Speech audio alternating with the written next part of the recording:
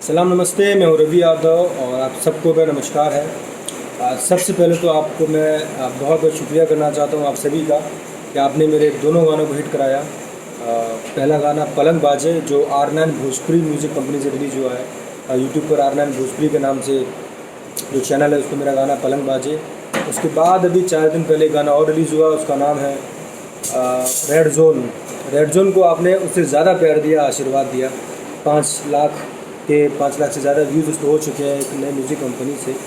तो बहुत बहुत शुक्रिया करता हूँ, बहुत बहुत आभार है आप सभी का। एक अभिनेता के लिए बहुत बड़ी बात होती है जब उसका काम को सराहा जाता है, जब उसके काम को पसंद किया जाता है।